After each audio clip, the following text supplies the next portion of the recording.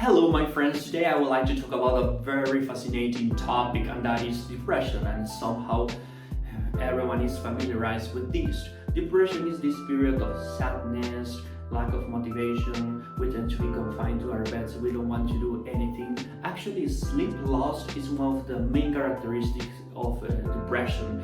Depression lasts at least 2 weeks. It's not just a short period of distress that lasts a couple of days. No, according to certain psychological manuals, at least 2 weeks. During that period, activities that are normally very pleasant and enjoyable for us, they are not anymore. So it's difficult and hard to deal with depression. And it's one of the most common disorders in our society, as common as anxiety. And women are twice as likely to have depression as men are. And have you ever wondered why we have depression? Based on a biological perspective, the purpose of life is not to be happy, but to survive and reproduce. Therefore, depression is a type of psychic hibernation in which we try to recover, gain more energy, plan, get stronger. From an evolutionary perspective, depression makes a lot of sense. It's an adaptive process in order to face up to new challenges, threats, or dangers around us. And why do we have depression?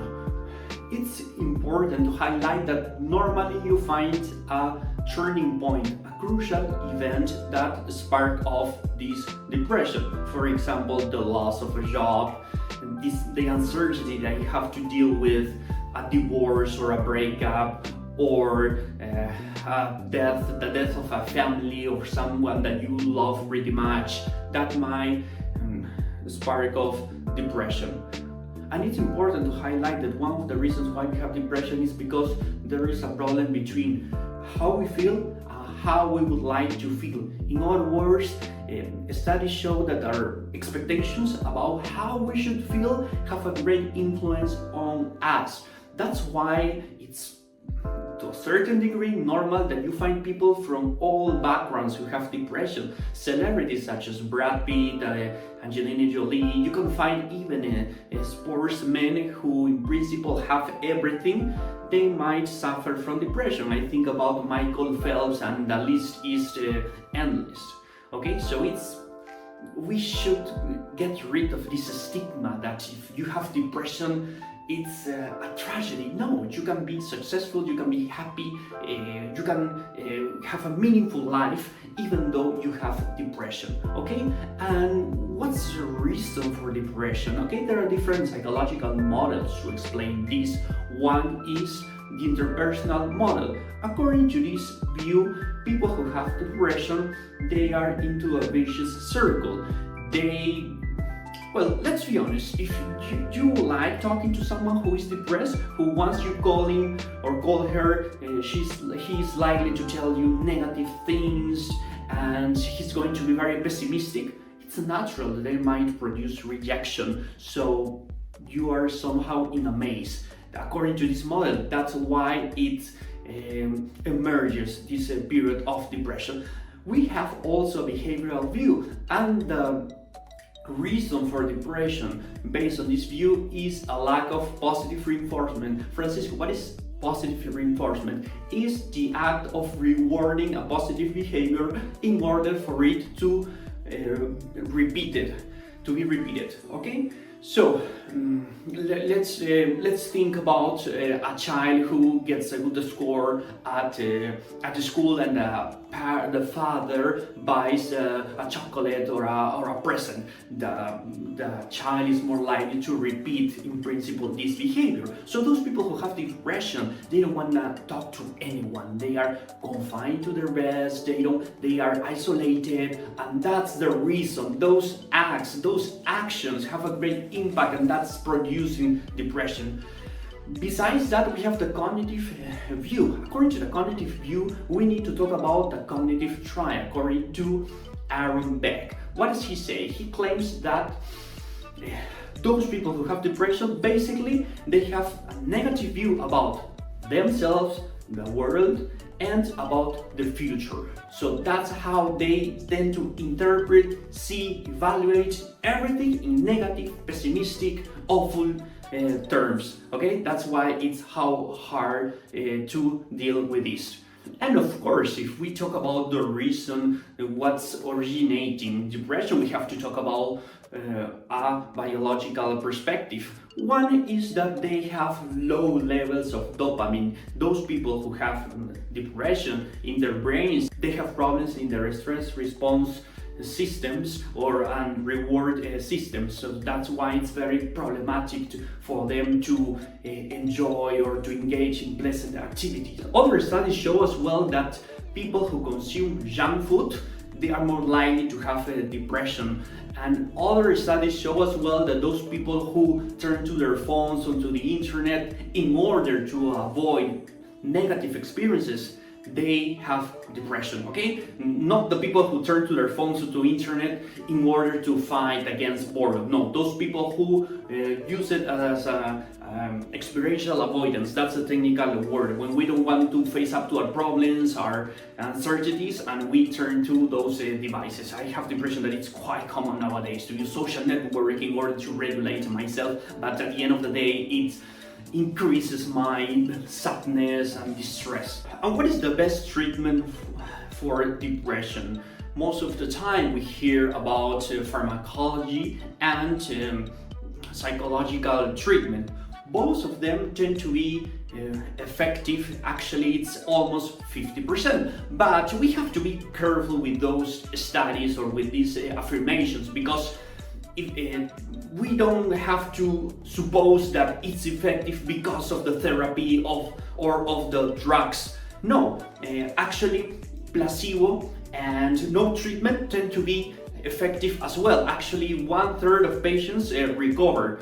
Okay, so the question is, those people who recover thanks to drugs or pharmacology or therapy, is it because of placebo or is it regression to normal? You know what that means? Let's be honest. What if you have extreme depression? Let's be honest. Next week, are you likely to have the same degree of depression, or you're gonna be perhaps less depressed? The second one, of course. So studies show that they are very effective, both of them. Actually, if you have drugs, antidepressant medication, and you have placebo, they are almost the same in terms of effectivity if we talk about mild depression. But if we talk about serious depression, drugs tend to be more effective. Okay, it's quite interesting, this topic. But let's keep in mind the side effects that drugs or pharmacology might have. I will mention just two. The first one is that once you stop taking your medication, depression can come back, reappear, okay? And the second one is that it has other side effects such as dry mouth, or it might increase your blood pressure, okay? Among other effects. So you have to be very careful when you take that medication. So the best perhaps is to use medication and therapy, okay? Because therapy in many ways it's more lasting, it's more enduring, and that's the positive side if we want to deal with depression. My friends, there is another method, therapy, named convulsive shock therapy, and basically it's electroshocks that are produced in different parts of the brain in order to generate a convulsion, of course, but it's intentional, okay? And this might reduce depression, okay? Honestly, there is not enough data about the effects. The effects are quite uncertain about this type of therapy. Certain studies show that it's not enduring. In other words, it might help you just for a short time. It's advisable, or you might turn to this once you've tried medication and therapy and it doesn't work, and it's maybe something really serious and it's worthy of consideration, okay? And you can turn to this when it's very serious and complicated. Actually, those people who turn to this therapy, they have to sign their informed consent. In addition to this, it's interesting to point out that sports, yes, what you're hearing, doing sports might be very helpful to deal with depression. In addition to that, omega-3 fatty acids might help you as well. Up to now, my friends, what do you think about depression? Do you agree with this evolutionary perspective that tells us that it's very natural to have a depression, that it's a part of an adaptive process? I remember that in my case, well, like everyone, I've had periods of mild depression, but I would say that I remember that the hardest depression that I suffered was when my dad passed away. It was horrible. I remember that I didn't want to do anything. I mean, my life was meaningless. I didn't know what to do. I didn't want to talk to anyone, and I experienced for the first time in my life really serious depression. It was like 3 weeks. It was actually depression, and it was horrible. But the question is, could we label this as a disorder, or is it natural because it shows to what degree I love my father? Okay, and actually that's a topic that I would like to address the next time, about what a disorder is. Okay, because there are certain controversial issues. Okay, and tell me, what about you? Have you ever experienced depression? Do you know anyone who has suffers from depression? I would like to know more. Thank you for watching this video, and don't forget, if you have questions, you can turn to the different books that I've read and talks from Yale University. Okay, so and the last thing is subscribe to my YouTube channel, and don't forget to share this informative video about depression to your friends, so those who are with you. Thank you very much, and see you next time.